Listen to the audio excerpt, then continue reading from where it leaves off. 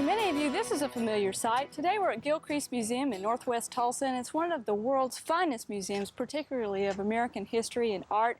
But we're not going to go inside. We're going to go on a walking tour of the grounds, and that's kind of an undiscovered treasure here in Tulsa, and we want you to join us. Now, I've gone inside the door and picked up a brochure that you can pick up anytime here, and it's called The Gardens at Gilcrease. This gives you a complete map of the grounds, and it has a fascinating history. In a moment, we're going to meet Lee Standing Bear, who is Chief Horticulturist with the City of Tulsa. Lee's going to walk us through time, horticulturally speaking, so let's go meet her down at the Pre-Columbian Garden.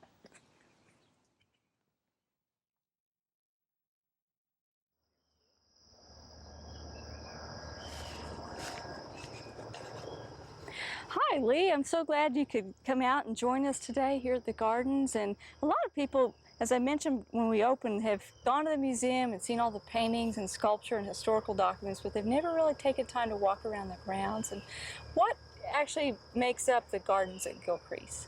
So we have put in a series of 5 historic themed gardens that illustrate basically the progression of American gardening styles from pre-Columbian times to the present. And we're standing here in the Pre-Columbian Garden, and we've gone back about 500 years to start with this first American gardening style. And basically our gardens reflect the collections that are inside the museum. All of the periods of history in the gardens are represented inside in the museum collection. And we started with construction of these gardens in 1991. We dedicated the first series that we put in. We've recently finished the Pre-Columbian Pioneer Gardens to complete the whole series of gardens. So here we are in the Pre-Columbian. And what do we mean by Pre-Columbian? Pre-Columbian is the period in which of history before the arrival of Columbus. Let's take a look at some of those. It's real interesting to me that right here you have a dogwood that many of you have in your own home landscapes, and the signs to me are fascinating. And can you tell us something about why they're labeled this way?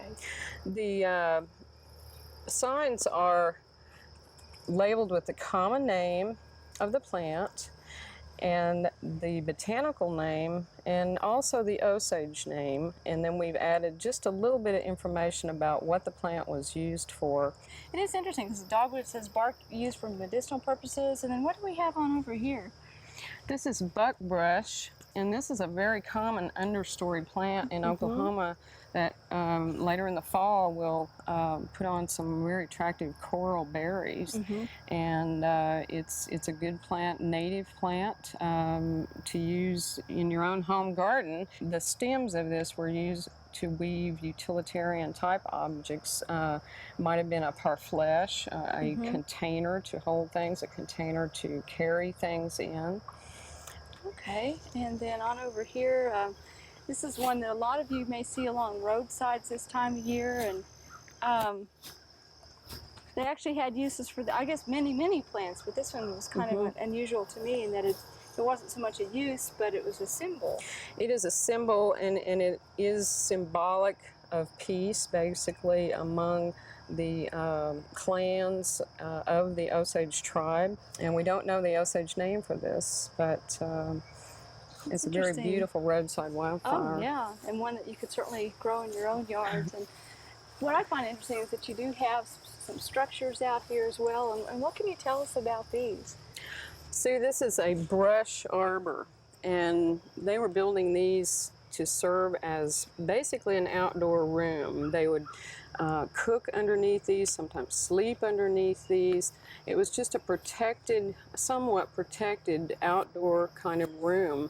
We've constructed ours out of Osage orange, and we have stripped the bark from the trees before we used it, so that would prevent rot and insects from getting in between the bark that would be sloughing off in time. And the structure is lashed together with rawhide. You can see the joints. Now the roof, basically the roof on these was just about anything that was available and easy to cut and pile on top. Some of them were constructed or so much brush and reeds and things were put on that basically almost made it waterproof. Oh, that's And amazing. ours is a little slim in areas. It gives you good shade, but it wouldn't keep the rain off your head. And in the background, you've got the wigwam, and that was used, what, in the wintertime? The wigwam was their home. These Okay. were traditional structures built from whatever basically was available. We've used pecan, the bark was stripped off of the pecan saplings in the early spring when they were still easy to bend. And we lashed them together with rawhide again to create that structure. But that was a basic dwelling that would have been covered with buffalo hides and or woven mats. And sometimes it was a combination of both. It kind of was a collage of roofing materials. And some of these structures were as long as 70 feet and were used for tribal gatherings and meetings and so forth. That's fascinating. Well, it's an interesting part of the garden, because in more modern gardens you do see structures, and it's nice that you've placed structures out here that would be typical of the period as well. Let's look at a couple more of these plants. And this is another one that I guess is just getting ready to bloom that you'd see out in pastures this time of year, horse mint. It says that the leaves were used for their fragrance. Were they used as like a potpourri, or?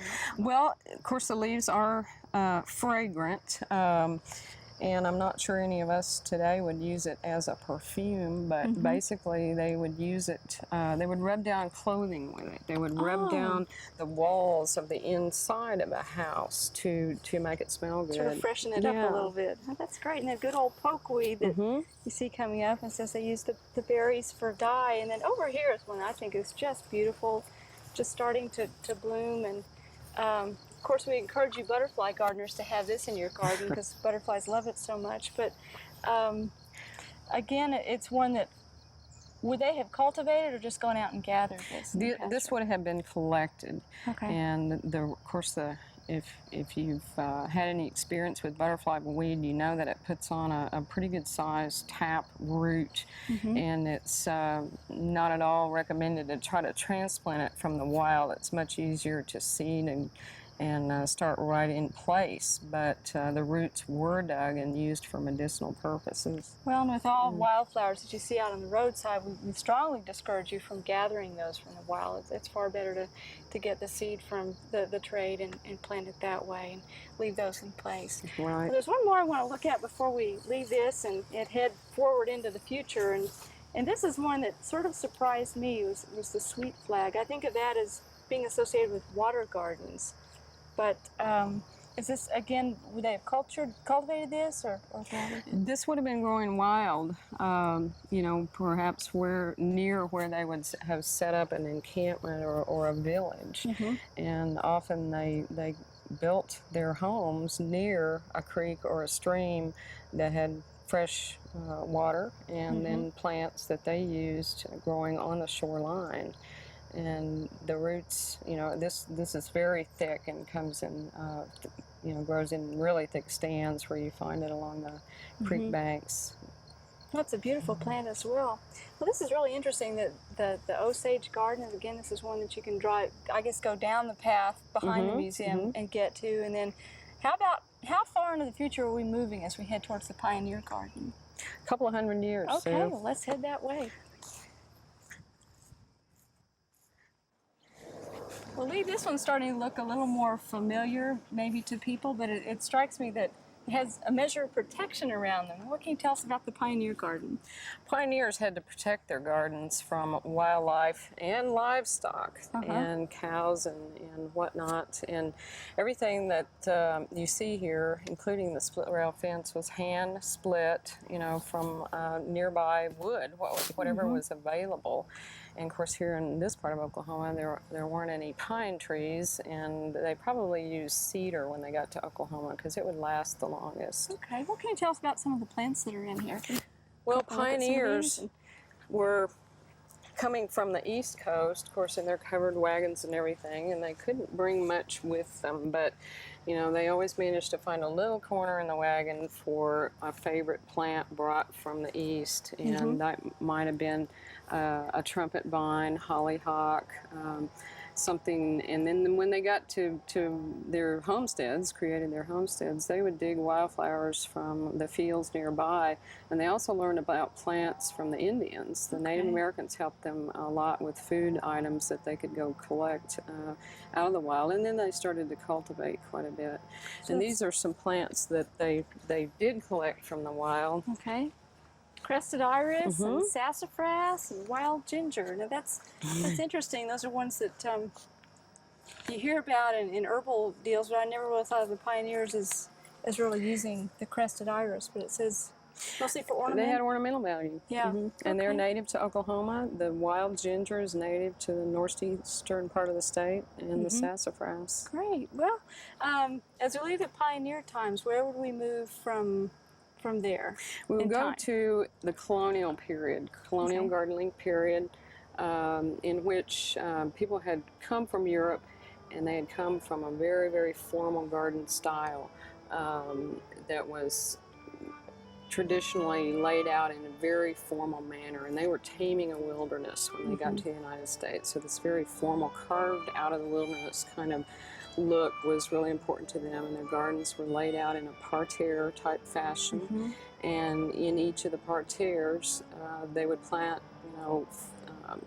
vegetables, herbs, and garden flowers for beautification. So it was both a kitchen garden and an ornamental garden together in one place. I noticed that you have cotton planted there, and then there's some herbs and perennial color.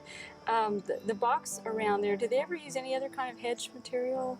I think that they may have used lavender as a border material, and certainly some other kinds of trimmable perennials that you could trim into neat little hedges, because that was very important for them to be able to trim things into neat geometric patterns. Feel like they had control or something? Yes, they were controlling this wilderness, and this was kind of how they got their control, was to trim their plant material, very formal style. Well, as we move over closer to Thomas Gilcrease's house, I find it interesting that things get a whole lot more relaxed on that part of the grounds. And what can you tell us about that garden? Well, in the Victorian era, which that garden represents, it's a period of gardening basically that was popular during Queen Victoria's reign in England, and that's really what the Victorian period was.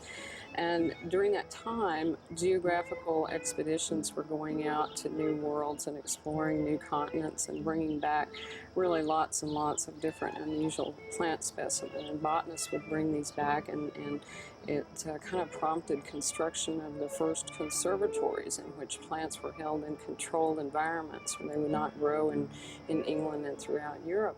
And then people got the idea that they could take these plants out of the greenhouse and put them in their gardens during the summer months.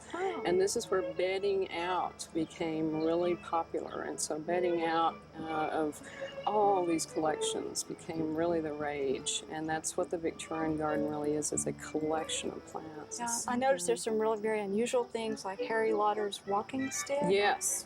And then the oak leaf hydrangea, wonderful fragrance this time of year. Any other plants there that were typical of Victorian times? The weeping mulberry, some of the plants that we set out later are like standard lantanas, which they would have been clipping and pruning their lantanas in that manner. They would have also had standard roses and peonies and different iris, all different kinds of shrubs, miniature kind of shrubs. The barberry is there, blue spruce, even skyrocket juniper was in cultivation there. So a great mix of things. Yes. Then. Okay. And then the last garden, we've mentioned that there are 5, and we've kind of moved through time, and I find almost seems very contemporary, and that's the rock garden. And how did that come to pass? Well, we needed to stabilize an eroding slope on the hill, and that's how the rock garden concept really was started there. But it was the last real popular style in American gardening, and it was developed in Europe. Really in Switzerland, where people got really excited about studying alpine plants that were, of course, up in the Alps, and they would bring these little plants back to their gardens and try to recreate an alpine garden in the city. And so this became a real craze throughout Europe to, develop rock gardens. Now, our rock garden doesn't have a single alpine plant in it, but we've used a lot of native plant material and non-native drought-tolerant perennials to get really a real show of color from spring to fall. So a great mix of things. So it sounds to me like that if people are interested in developing a gardening style of their own for their own property, they could easily come to the grounds here at Gilcrease, walk through time, and have the entire range to look at and see what thrives here in Oklahoma, and then make a decision on their own personal landscaping style. Lee, I'd really like to thank you for coming out and visiting with us today, and the gardens are really fascinating. I think this is as I mentioned before, it's sort of a well-kept secret here in Tulsa. And again, if you want to come out and tour the gardens, when the museum is open, you can stop inside the front door, pick up a brochure that gives you a map that leads you around the grounds, and there's no charge for that, and certainly it's very educational. So thanks again, Lee. Thank you for featuring us, Sue.